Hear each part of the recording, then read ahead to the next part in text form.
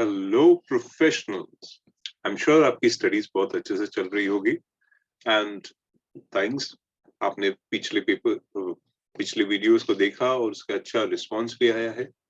And अभी governance के अंदर एक और बहुत ही important chapter, accounting audit related issues and related party transactions.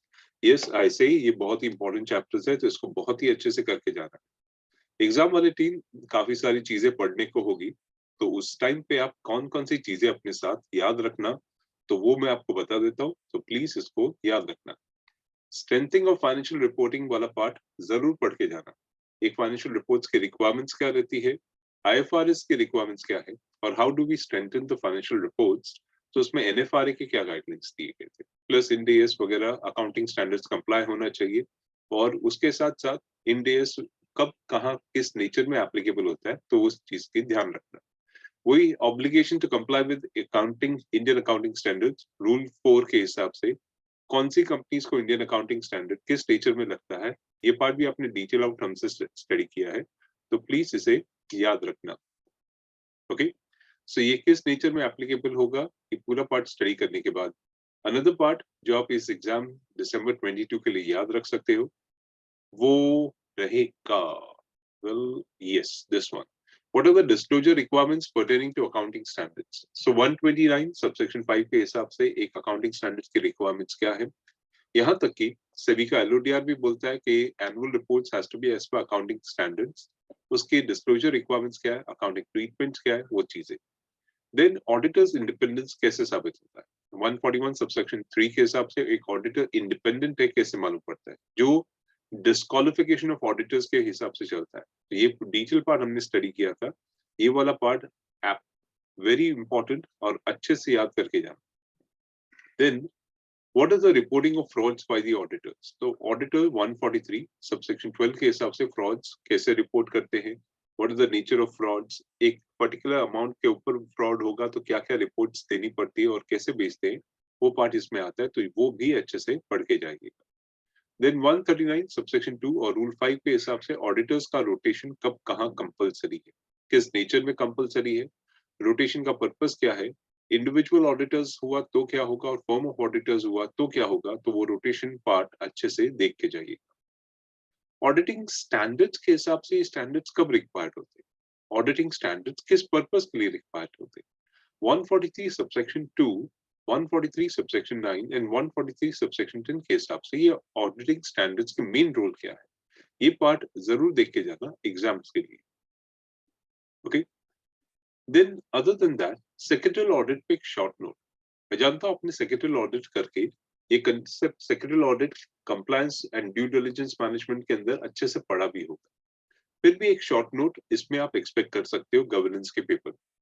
तो ये पार्ट भी देख के जाना कि गवर्नेंस में सेक्रेटरियल ऑडिट्स के क्या क्या रिक्वायरमेंट्स है, किस किस नेचर में वो यूज होता है और किस किस नेचर में रिक्वायर्ड होता है। सेक्शन 204 सबसेक्शन 1 एंड रूल 9 के रिक्वायरमेंट्स क्या है। सेबी एलयूडीआर भी बोलता है कि सेक्रेटरियल ऑडिट्स अब कंपलसरी है कंपनी सेक्रेटरी इन प्रैक्टिस से 31 मार्च 2019, और रेगुलेशन 24A इसीलिए इंसर्ट कर दिया गया। Another important topic, national financial reporting authority, NFRA का कॉन्स्टिट्यूशन, ये किस क्लास ऑफ कंपनीज को लगता है और एनएफआरए का मेन एप्लीकेशन क्या, कौन कौन सी कंपनीज को एनएफआरए को रिपोर्टिंग करना कंपलसरी है। एनएफआरए फॉर्म में रिपोर्टिंग होती है और ये रिपोर्टिंग टाइमली देनी चाहिए। फर्दर रूल 4 के हिसाब से क्या क्या रिक्वायरमेंट्स है, दैट इज एक अथॉरिटी क्या क्या डिसीजंस ले सकती है, किस तरीके से एनएफआरए चीजों को कंट्रोल करता है, ये पार्ट भी जरूर देख के जाइएगा।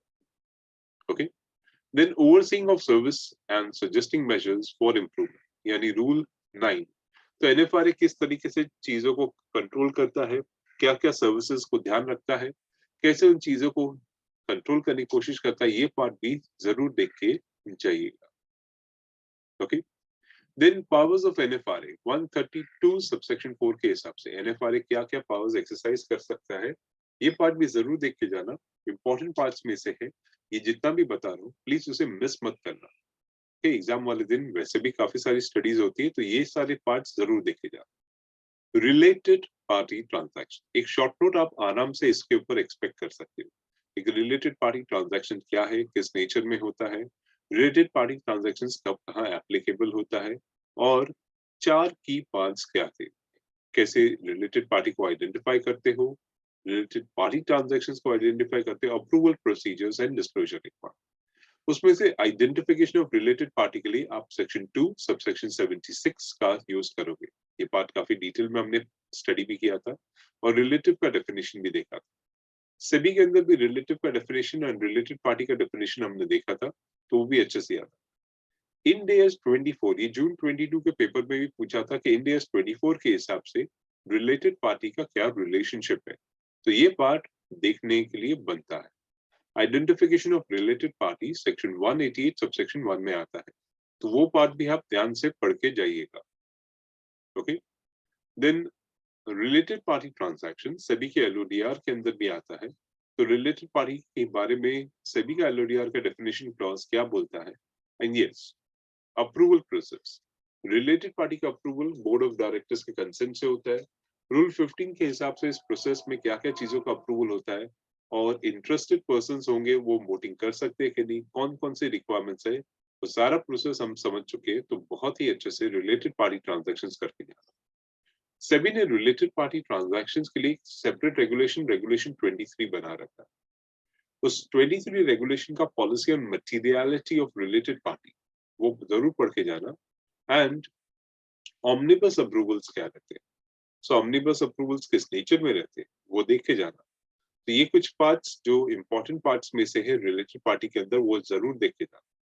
प्लस रेगुलेशन 23 के हिसाब से कौन कौन सी कंपनीज को रिलेटेड पार्टी नहीं लगता सेबी के हिसाब से, वो पार्ट भी जरूर स्टडी करके जाना।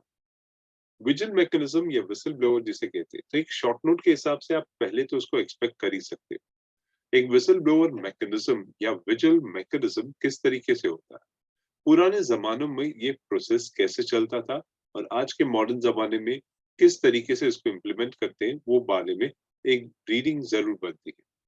उसके साथ साथ सार्बेन्स ऑक्सली एक्ट में विजिल मैकेनिज्म का क्या क्या प्रोसेस है, क्या क्या रिक्वायरमेंट्स है, ये भी आप जरूर देख के जाइए। देन विजिल मैकेनिज्म्स के साथ साथ विजिल मैकेनिज्म सभी के एलओडीआर में किस नेचर में रिक्वायर्ड है, ये पार्ट जरूर देखे जाना। ओके, दैट इज किस तरीके से सभी एलओडीआर विजिल मैकेनिज्म्स के प्रोविजंस बनाते हैं। बाकी कुछ एक केस स्टडीज है जो आप पढ़ना चाहो तो डेफिनेटली पढ़ के। इंडेस के ये जो लिस्ट है मैं ये लर्न करने के लिए नहीं कह रहा हूँ, पर एक रीडिंग करके जरूर चले जाना कि अलग अलग तरह के इंडेस कौन से होते हैं, ताकि ओवरऑल एक आइडिया बना रहे कि इंडेस किस नेचर के होते हैं और क्या क्या तरीकों से यूज किए जाते हैं। ओके, सो ये थे इस चैप्टर के कुछ इंपॉर्टेंट टॉपिक्स जो आपको एग्जाम्स के हिसाब से बहुत ही अच्छे से करके जा रहे हैं। होप आपकी स्टडीज अच्छे से चल रही है, आपकी क्वेरीज देख के भी मालूम पड़ रहा है कि आपकी स्टडीज काफी अच्छे से चल रही है। So all the best for exams.